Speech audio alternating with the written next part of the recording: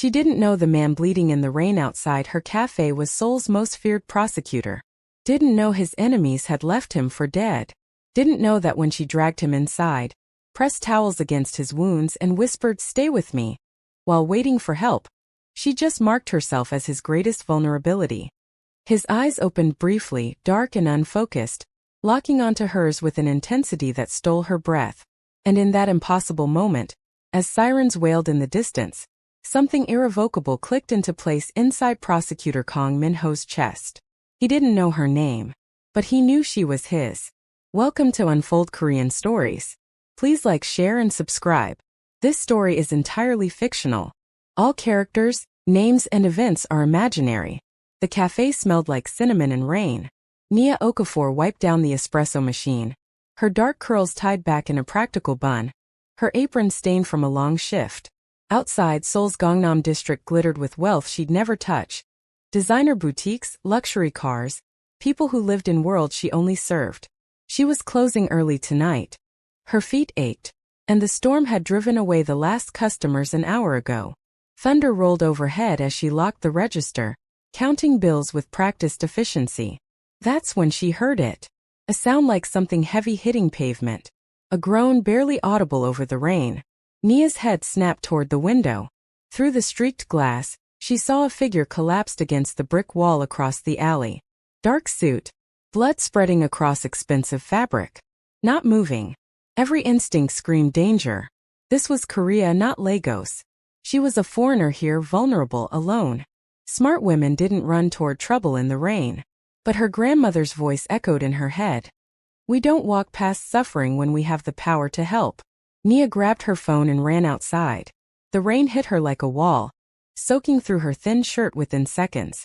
She dropped to her knees beside the man, her hands hovering over him, uncertain where to touch without causing more damage. "Sir? Can you hear me?"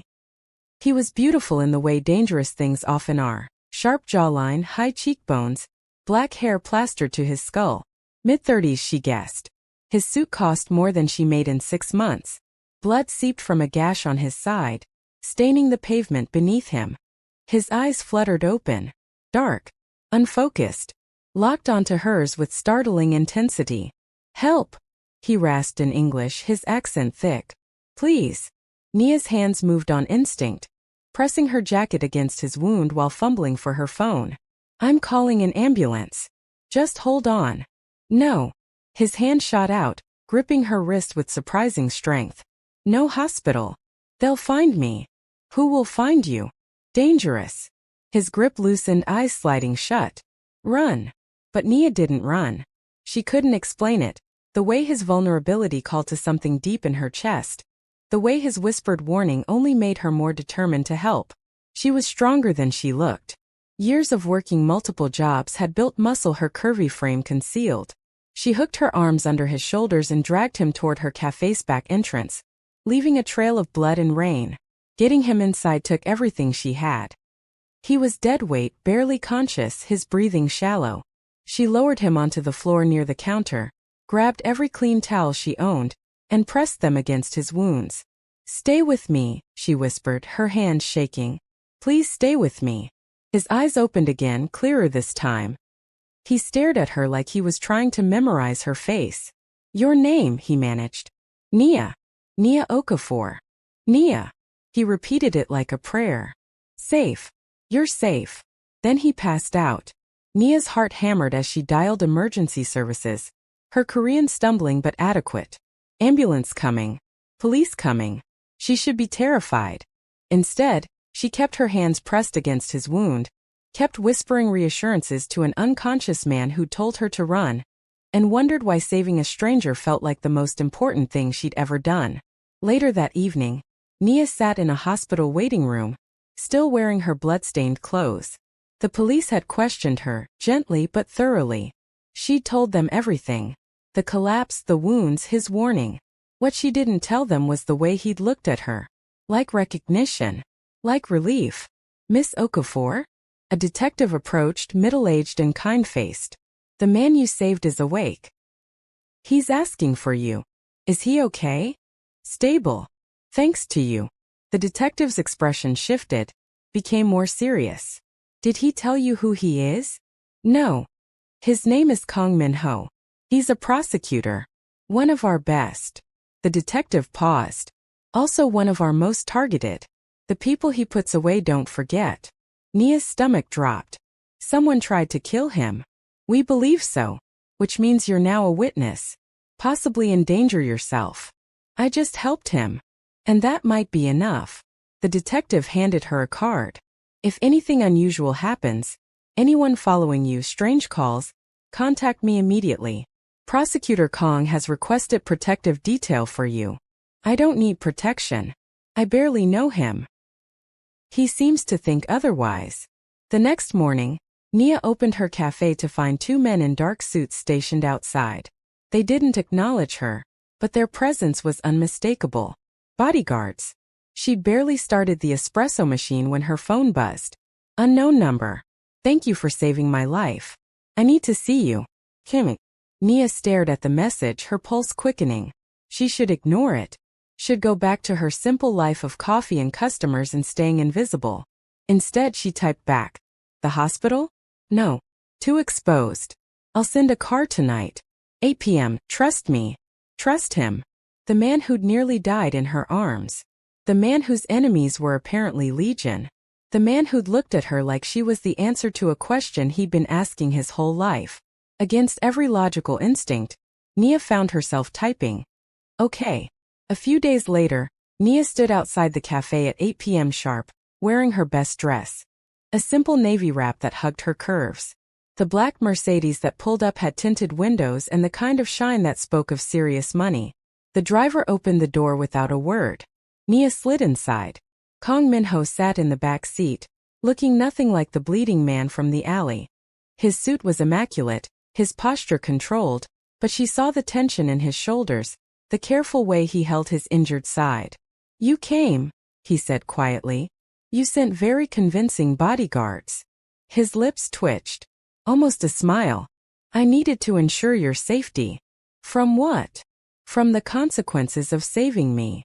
Min-ho's gaze was intense, unflinching. The men who attacked me will learn about you eventually. They'll see you as leverage. Then maybe you shouldn't have sent for me. I couldn't help it.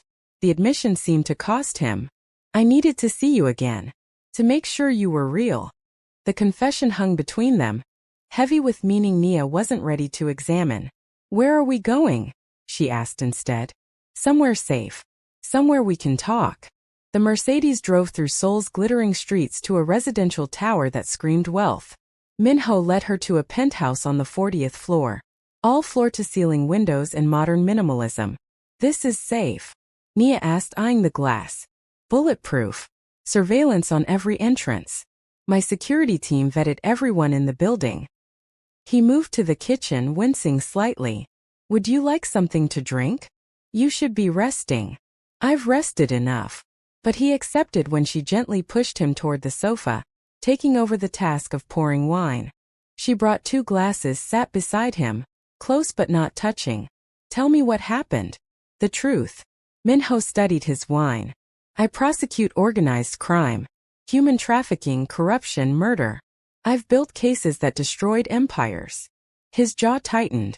I also made enemies who would kill to silence me. And the attack? 3 men. Professional. They would have succeeded if you hadn't found me. He turned to face her fully. Why did you help me? You could have called the police and walked away. Would you have survived that long? Probably not. Then that's why. Nia met his gaze. I couldn't watch someone die when I had the power to help. Something shifted in Min-ho's expression. Wonder mixing with something darker, more possessive. You're remarkable. I'm ordinary. You're brave. Compassionate. Strong enough to drag a bleeding man through the rain. His hand moved toward her face, stopped just short of touching. Nothing about you is ordinary, Nia Okafor. The air between them charged. Nia's breath caught, hyper-aware of his proximity, the heat radiating from his body, the way his eyes traced her features like he was memorizing them. I should go, she whispered, not moving. Stay. His voice dropped. Just a little longer. By the end of the week, Nia had seen Min-ho 3 more times. Each meeting carefully orchestrated, always with security present, always ending with him watching her leave like it physically pained him. He was a dangerous man, she'd learned. Not in the way his attackers were dangerous, he was dangerous because he made her want impossible things. Safety. Protection. The kind of intensity in his gaze that promised he'd burn the world down before letting anyone hurt her. "You're falling for him," her best friend Chioma said over video chat. "I can see it on your face. I barely know him. You saved his life. That creates a bond. It creates gratitude. Not whatever this is." "And what is this?" Nia didn't have an answer. The next morning everything changed. Nia was opening the cafe when a woman walked in, elegant, Korean, wearing Chanel and contempt in equal measure. She ordered nothing, just studied Nia with cold calculation. "You're the one," the woman said in perfect English. "The African woman who thinks she can catch a prosecutor." Nia's spine straightened. "I don't know what you're talking about. Kang Min-ho. You saved him. Now you think he belongs to you." The woman's smile was cruel. "He belongs to Seoul's elite. To women who understand his world. Not to cafe workers who happen to be in the right place at the right time. I never claimed. He's using you. Protection detail, private meetings, it's all gratitude. Nothing more." She leaned closer. "Men like Min-ho don't end up with women like you. They marry within their class, their culture, their kind." The words struck like slaps, hitting every insecurity Nia had tried to bury. She was foreign, working class, completely out of her depth. Of course this was just gratitude. Of course she'd been foolish to imagine it could be anything more. "Message received," Nia said quietly. The woman left with a satisfied smile. Nia spent the rest of her shift numb, going through motions, replaying the encounter. By closing time she'd made a decision. She needed distance, perspective, space to remember who she was before Kang Min-ho's intensity had scrambled her common sense. She texted him, "I think we should stop meeting. This isn't appropriate." His response came within seconds. "What happened?" "Nothing. I just think it's best. I'm coming to the cafe. Please don't." But 20 minutes later he walked through the door, security team in tow. His expression was controlled fury. "Tell me," he commanded. "Who spoke to you?" "It doesn't matter. It matters to me." He stepped closer, his presence overwhelming. "Tell me who made you doubt this." "There is no this. You're grateful I helped you. That's all. That's all." His laugh was bitter. "You think I send security details for people I'm merely grateful to? You think I risk exposure meeting you repeatedly because of gratitude? Then what is it?" Nia's voice broke. "Because I'm terrified it's something I can't handle. That I'm just a distraction from your real life. That I'm foolish for feeling." She stopped herself. "For feeling what?" Min-ho closed the distance between them, his hands cupping her face with devastating gentleness. "Say it. For feeling like maybe you see me the same way I'm starting to see you." His eyes blazed. "I see you as the woman who saved my life, who didn't run when she should have, who looks at me like I'm a man instead of a weapon or a target." His thumb brushed her cheekbone. "I see you as mine to protect. Mine to." He caught himself, jaw clenching. "Yours to what?" Nia whispered. "To care for," he finished roughly. "To keep safe. To ensure no one ever makes you doubt your worth again." The intensity in his voice made her knees weak. "The woman who came here said, I know who came here. Yumi-san. Prosecutor from a connected family. We were promised to each other as children." His expression hardened. "A promise I never honored. I'll handle her. Don't. Please. I don't want to cause problems in your world." "You're not causing problems. You're revealing them." Min-ho's hand slid to her shoulders. "Mi-san operates like everyone in my circle. Through power and positioning. No one cares about genuine connection. About finding someone who sees beyond the reputation. And you think I see beyond it? I know you do. You saw me bleeding and dying and you still helped." His voice dropped. "You're the only real thing in my life, Nia. And I'm selfish enough to want to keep you. Even though your world will never accept me? My world doesn't get a vote." The declaration should have terrified her. Instead, it sent heat flooding through her veins. This powerful, dangerous man was choosing her, claiming her, in the most possessive yet protective way possible. "What are you asking me?" she whispered. "I'm asking you to trust me, to let me protect you from the consequences of saving me, to give me time to prove this is real. And if I say no?" Pain flashed across his features. "Then I'll respect it. But I'll still protect you from the shadows, even if I never touch you again." Nia's hands fisted in his jacket. "That's not fair. Nothing about what I feel for you is fair." His forehead pressed against hers. "But it's real. God help me, it's the most real thing I've ever felt." Later that night, after Min-ho had left with promises of better security and veiled threats against anyone who approached her again, Nia stood in her empty cafe and tried to process what had just happened. He'd as good as confessed feelings for her, had implied he wanted more than gratitude, more than protection, had looked at her like she was precious. It was insane, completely insane. But when she locked up and found his security detail waiting to escort her home, when she climbed into bed and her phone buzzed with a simple message, "Sleep well. You're safe." Nia realized something terrifying. She was already falling. The next few weeks passed in a strange rhythm. Min-ho was careful, controlled, keeping their meetings professional despite the electricity that crackled between them. He came to the cafe most mornings before court, ordering Americanos and watching her work with an intensity that made her hands shake. He never touched her beyond the occasional brush of fingers when she handed him coffee, never said anything that crossed professional lines. But his eyes told her everything. "You're staring again," Nia said one morning, wiping down the espresso machine. "I'm admiring your efficiency. You're making my other customers nervous." Min-ho glanced around the cafe at the handful of early risers who were indeed casting uneasy glances at the famous prosecutor and his ever-present security. "They'll adjust. Or they'll find a different cafe. Then I'll buy this one and you'll only have to serve me." Nia's hands stilled. "That's not funny. Who's joking?" But his lips twitched. Almost a smile. She threw a dish towel at him. He caught it with reflexes that spoke of combat training, genuine amusement lighting his features. It transformed him, softened the hard edges, revealed the man beneath the prosecutor's mask. "There it is," Nia said softly. "What?" "Your smile. You should do it more often." Something vulnerable crossed his face. "I haven't had much reason to smile. Until recently."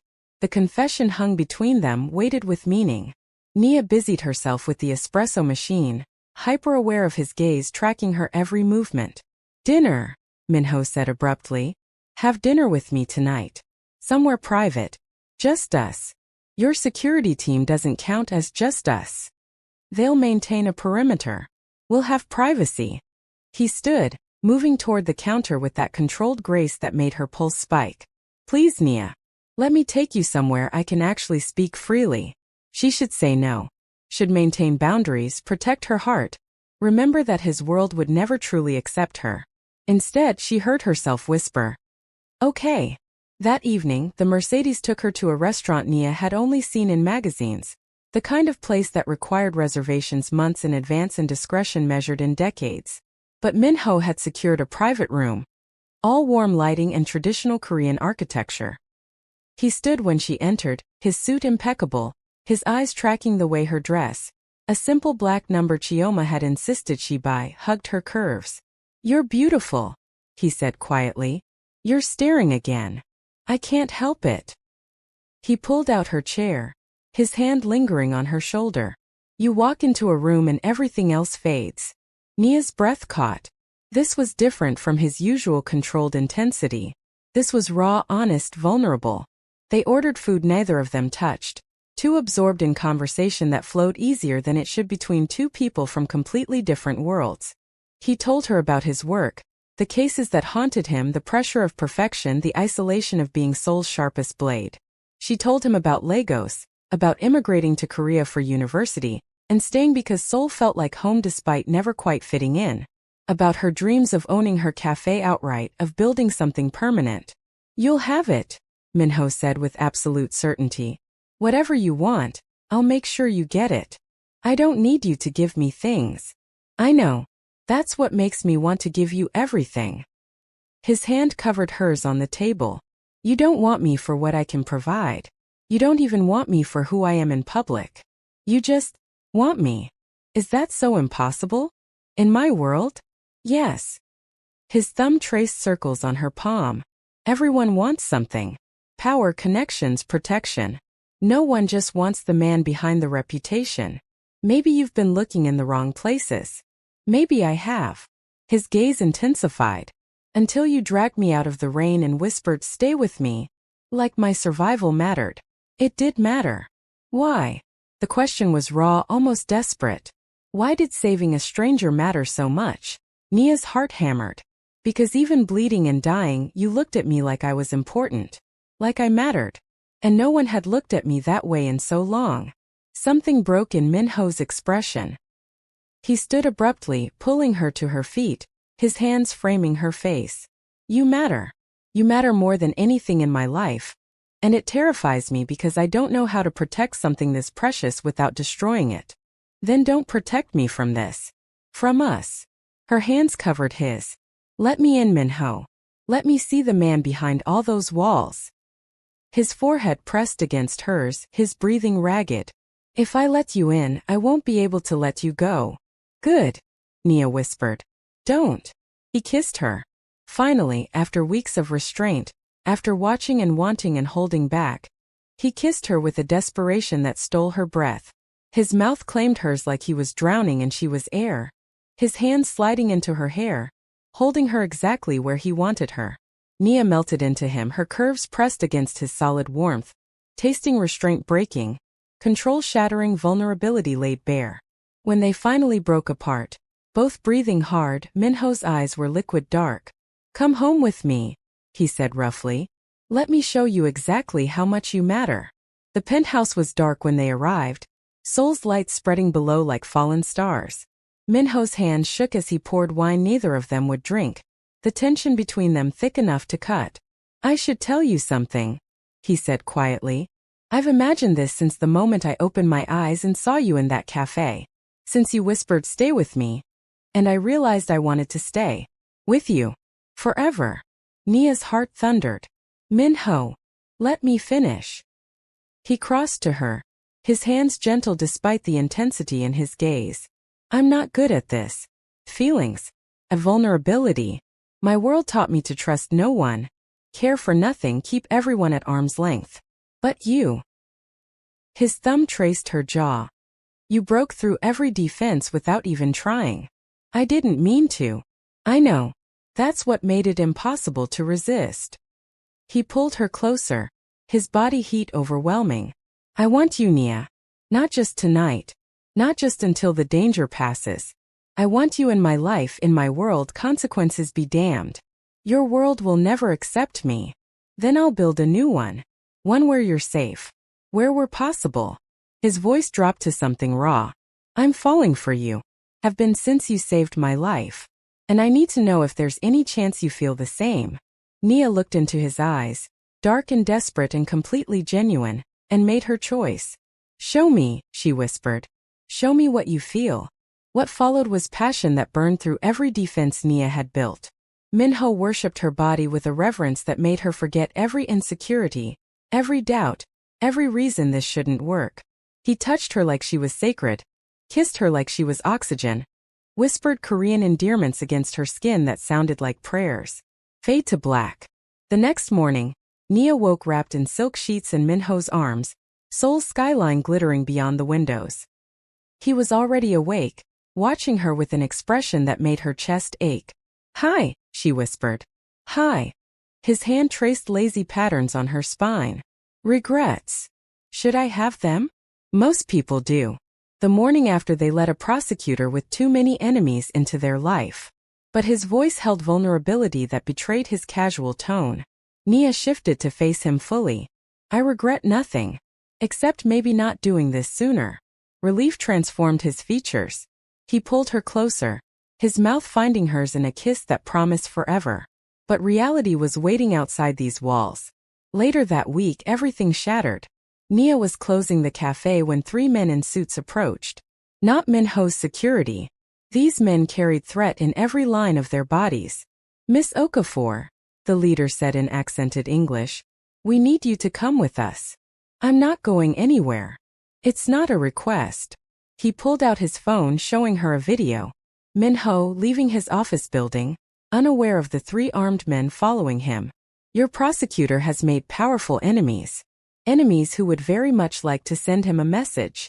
Ice flooded Nia's veins. What do you want? You, in exchange for information about his movements, about his cases, about the people he's planning to destroy. The man smiled without warmth. Or we kill him. Your choice. Every instinct screamed to refuse, to call for help, to run. But the video showed Min-ho's security detail being systematically disabled, showed assassins closing in, showed the man she loved walking into a trap. If I come with you, you leave him alone? We'll call off tonight's operation. Give you time to gather information. Then we'll talk about the prosecutor's future.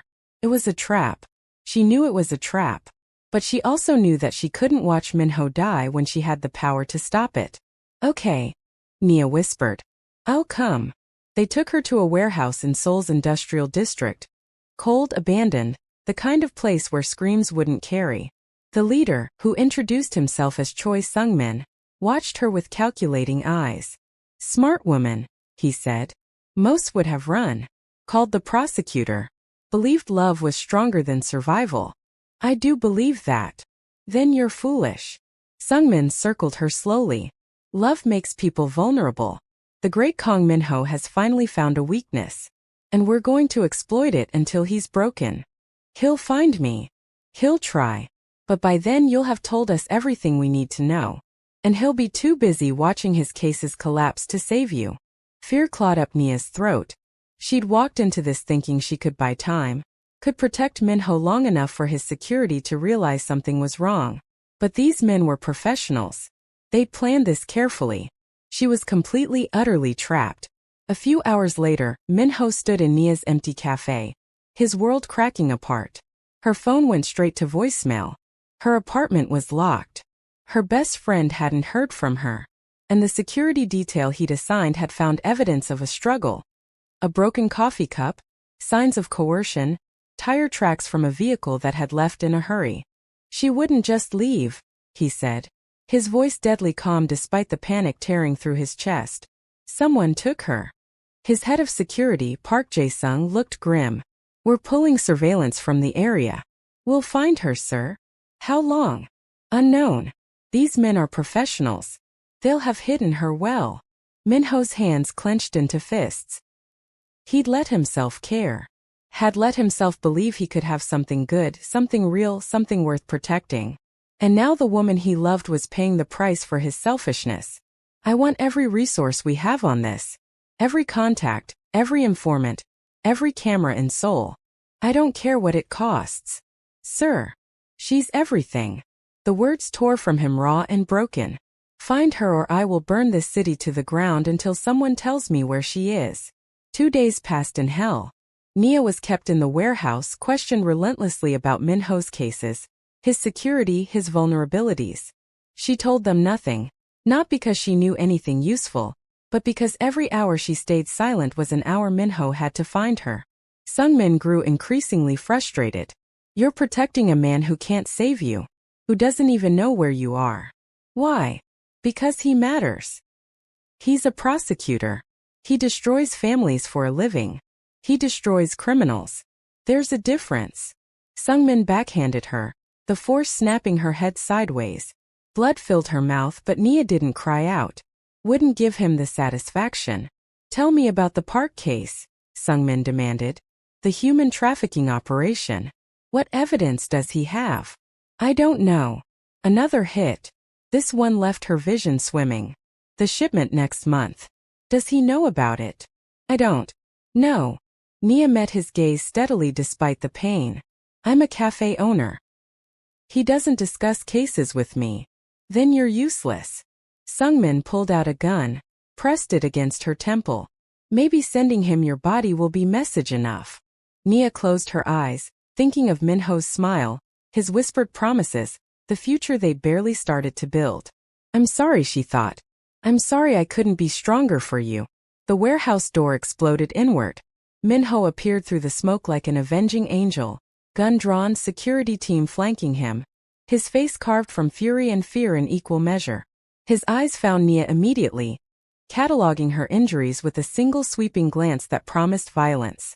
"Let her go," he said, his voice carrying absolute authority. "And you die quickly. Hurt her more, and I'll make it last days." Sungmin's gun pressed harder against Nia's head. "Shoot me and she dies. Shoot her and you all die anyway." Min-ho's aim never wavered. "Let her walk out that door. Then we'll negotiate." "No negotiation. You drop the case against Park Sun-woo. You destroy the evidence. You walk away." "Not happening. Then she dies. Then so do you." Min-ho stepped closer, deadly calm. "You think I became Seoul's top prosecutor by backing down from threats? You think I care more about my life than hers? Let me be very clear. I will trade everything to get her back safely. My career, my reputation, my future. But I won't let you walk away from hurting her. Ever." The conviction in his voice made Sungmin hesitate. His grip loosened just fractionally. It was enough. Nia dropped her weight suddenly, throwing off his aim. The gun fired, missing her by inches, and Min-ho's shot was instant, precise, hitting Sungmin's shoulder.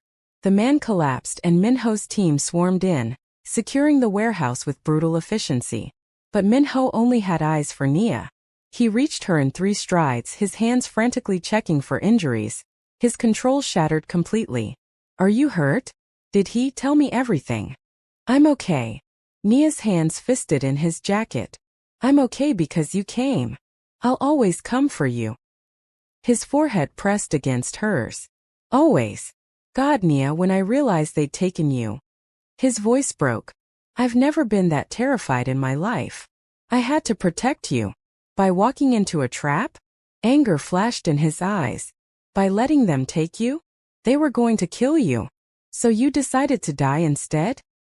His hands cupped her face, forcing her to meet his gaze. "You don't get to sacrifice yourself for me. Ever. Do you understand? Then don't ask me to watch you die when I can prevent it." They stared at each other, 2 stubborn people realizing they'd fight this same battle forever. Each willing to burn for the other, neither willing to let the other take the hit. "We're quite a pair," Min-ho said finally, his thumb brushing her bruised cheek with devastating gentleness. "Terrible match. Absolutely disastrous." But he was smiling, that rare genuine smile that transformed him. "And I wouldn't change a single thing." He kissed her then, desperate and claiming, tasting blood and survival and promises of forever. The aftermath was chaos.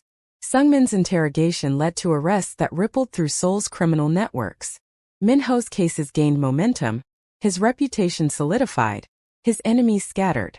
But the cost had been made clear. Anyone who got close to him became a target. "You should leave Korea," he told Nia a week later, his voice hollow despite the words. "Go somewhere safe. Somewhere my enemies can't reach you." They sat in his penthouse, the same space where they'd first come together. But now it felt different. Colder. "You're pushing me away. I'm protecting you. By breaking both our hearts?" Nia's hands clenched in her lap. "By deciding what's best for me without asking? I'm deciding what keeps you alive." Min-ho stood, pacing like a caged animal. "They took you, Nia. They hurt you. And next time. There won't be a next time. You can't know that. Neither can you." She rose, closing the distance between them. "Life is dangerous. Love is dangerous. But I'm not running because of fear." "Then run because I'm asking you to." His voice cracked. "Please. Before I lose you permanently." Nia stared at him, this powerful man reduced to pleading, and realized something crucial. He wasn't pushing her away because he didn't care. He was pushing her away because he cared too much. "No," she said quietly. "No. I'm not leaving. Not Seoul, not you, not this life we're building." Her hands found his face. "I walked into danger for you once. I'll do it 1,000 more times if that's what loving you requires." "That's not love. That's insanity." "Maybe they're the same thing." She pulled him closer. "You told me once that you wanted me in your life, consequences be damned. Did you mean it?" "Yes, but..." "Then stop trying to make decisions for me. Trust me to know what I'm risking. Min-ho's resistance crumbled. He pulled her against him hard enough to steal her breath, his face buried in her neck. If anything happens to you, then we'll face it together. Nia held him just as tightly. That's what love means. Facing the danger together instead of running from it alone. He pulled back enough to look at her, his eyes blazing with something between fear and devotion. You're the bravest person I've ever met. Or the most foolish. Both. His mouth found hers in a kiss that tasted like relief and promise. Definitely both. The next morning, Min-ho made arrangements that would change everything. He couldn't hide Nia forever. Couldn't keep her existence separate from his public life. So he did something that shocked Seoul's elite circles. He brought her into them. The charity gala was Seoul's most prestigious event. Politicians, prosecutors, business moguls, all gathering under crystal chandeliers to see and be seen. Min-ho walked in with Nia on his arm, her curves draped in emerald silk, her natural hair styled in elegant coils, her dark skin glowing against the sea of lighter faces. Conversations stuttered. Heads turned. Whispers rippled through the ballroom like wildfire. That's Prosecutor Kang's date. She's African. Who is she? Min-ho's hand tightened on Nia's waist, protective and possessive. Ignore them, he murmured. You belong here as much as anyone. I'm not so sure about that. Nia felt every stare like a physical weight. They're all wondering why someone like you would bring someone like me. They're wondering how I got lucky enough to find you. He turned her to face him fully, oblivious to their audience. Let them wonder. Let them talk. You're mine and I'm done hiding it. The declaration sent heat flooding through her despite the hostile attention. This powerful man was claiming her publicly. Consequences be damned. Yoon Mi-sun appeared through the crowd like a shark scenting blood. She was stunning in white Chanel, her smile sharp as broken glass. Min-ho, she purred in Korean, deliberately excluding Nia. How unexpected to see you here. And with a guest. Mi-sun. His voice was ice. This is Nia Okafor.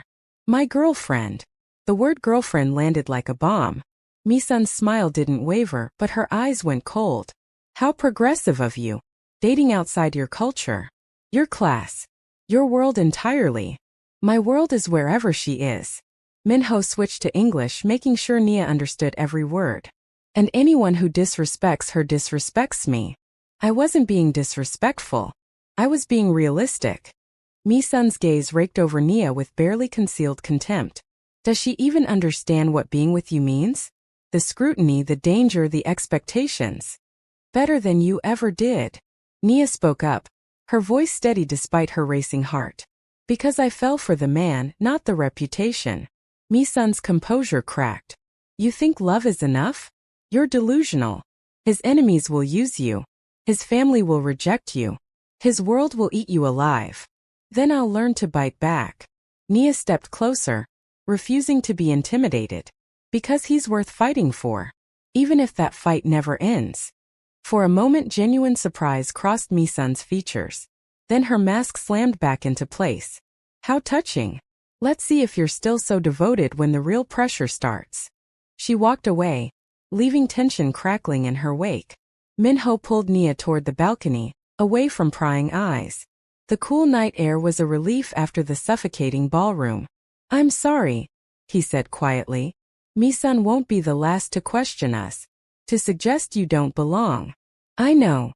Nia leaned against the railing, Seoul's light spreading below like scattered stars. But you were right earlier. I'm not running. No matter how hard they push. He moved behind her, his arms wrapping around her waist, his chin resting on her shoulder. You're extraordinary. I'm terrified. So am I. The admission was raw. Terrified they'll hurt you to get to me. Terrified I'm selfish for wanting you anyway. Terrified that loving you makes me weaker. Nia turned in his arms. Does it? Make you weaker? Min-ho studied her face, the determination in her eyes, the strength in her posture, the courage it took to stand beside him despite knowing the cost. No, he said finally.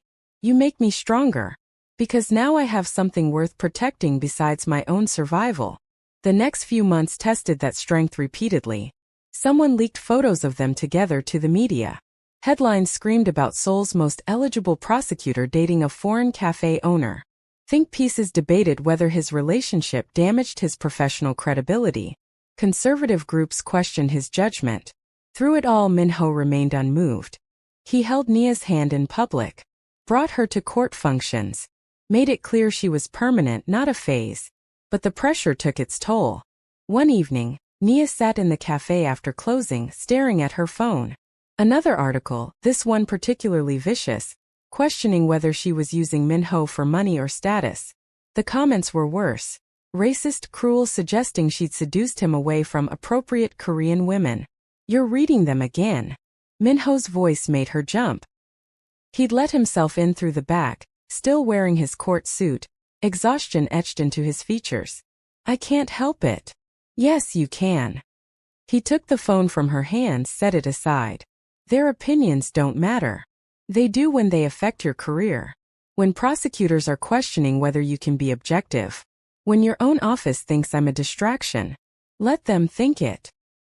He pulled her to her feet, his hands on her waist. "My conviction rate hasn't changed. My cases are solid. Nothing about my work has suffered. But your reputation. My reputation was built on fear and distance. Maybe it's time for a different foundation." His thumb traced her jaw. "One built on the fact that I'm human. That I can care about something beyond winning cases. You're being naive. Maybe.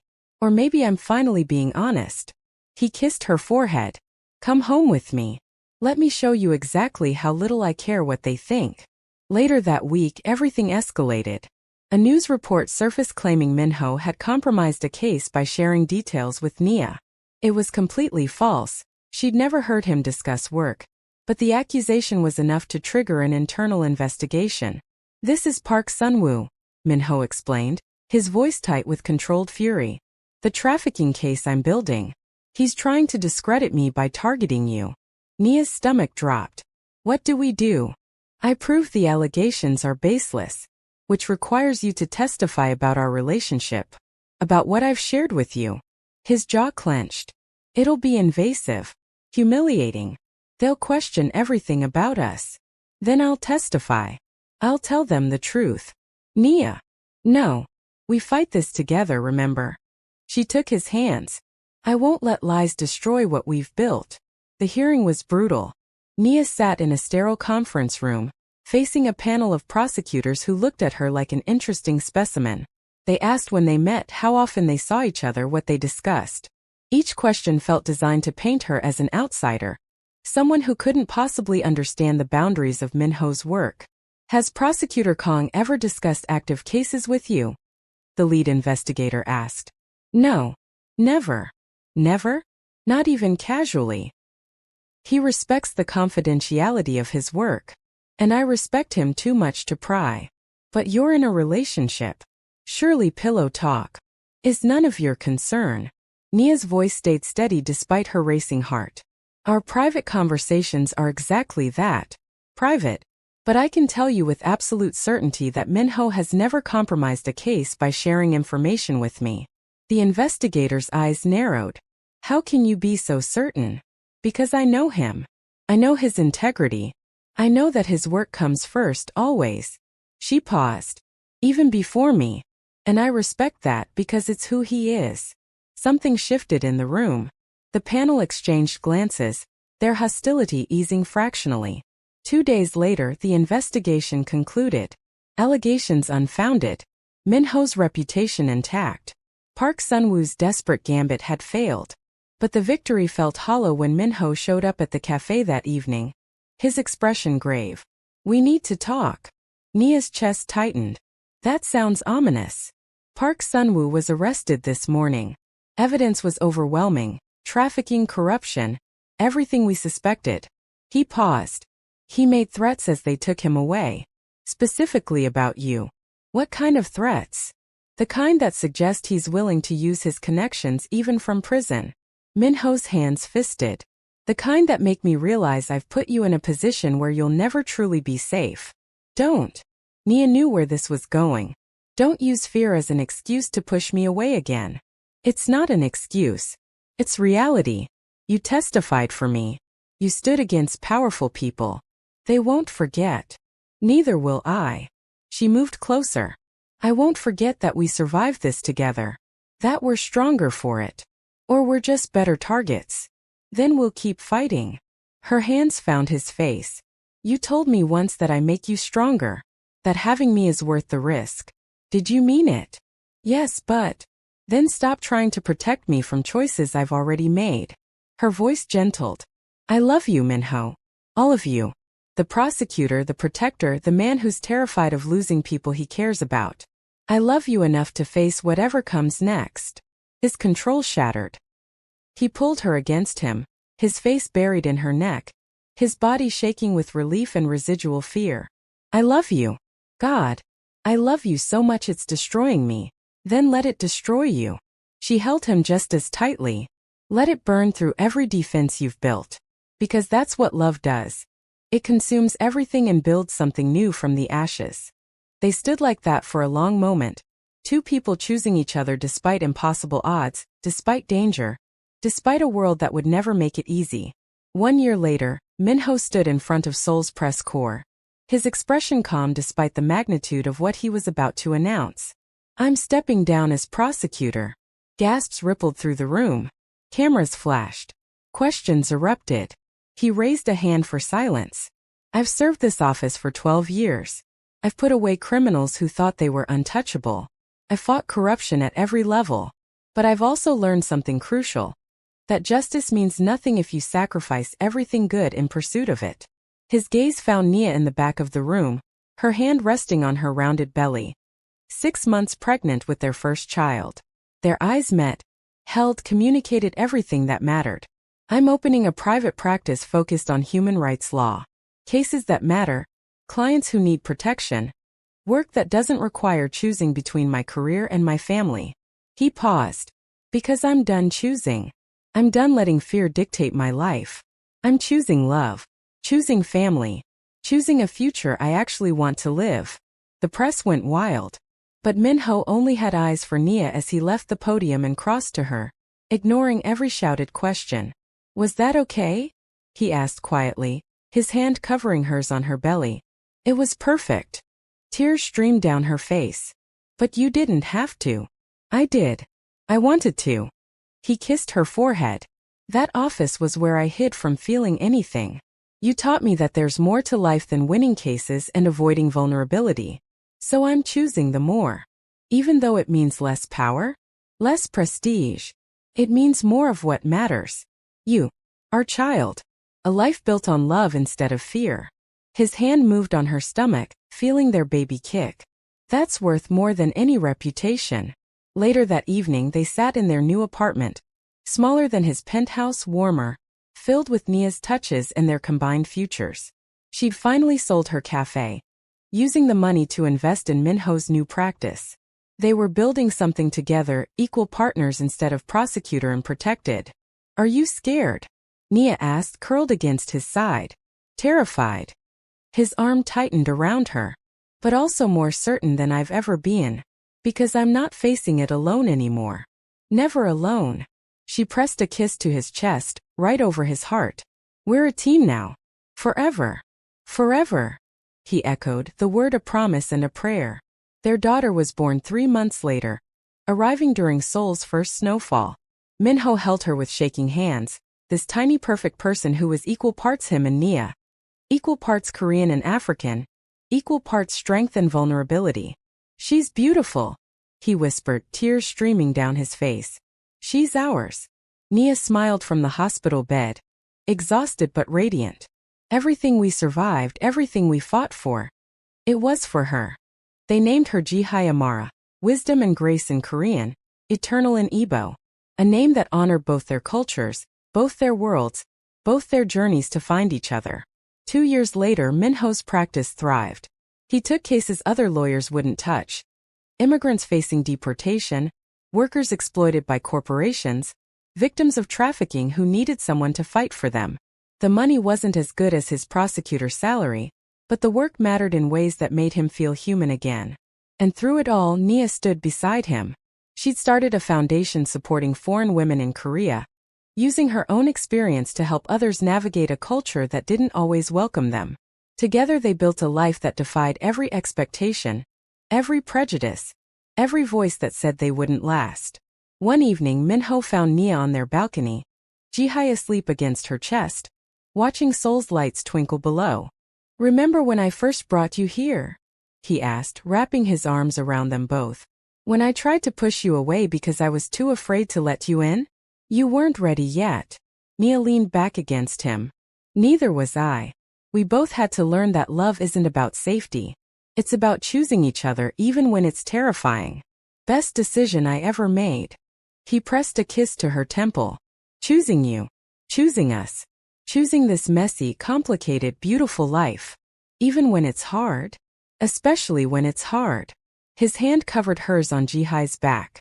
"Because that's when it matters most. When we prove that what we built is stronger than anything trying to tear it down." They stood like that for a long moment. A family born from impossible circumstances, thriving despite every odd against them. The prosecutor who learned to feel. The cafe owner who taught him how. And the daughter who was living proof that love could cross any boundary, survive any threat, build something beautiful from ashes. Seoul spread below them, the city that had tried to keep them apart but ultimately brought them together.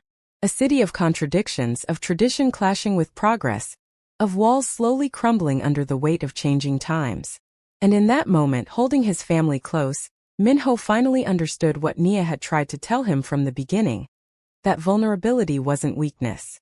That letting someone in didn't make you fragile. That love, real love, was the strongest armor of all. "Thank you," he whispered against her hair.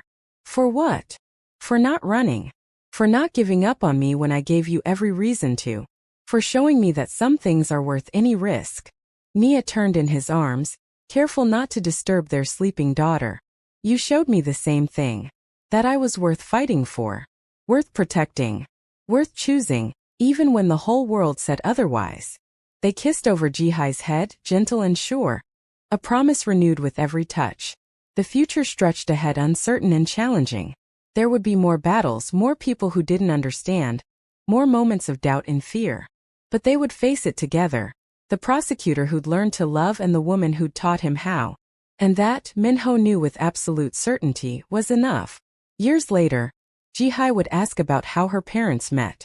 Nia would tell her about the rainy night, the blood on the pavement, the choice to help a stranger.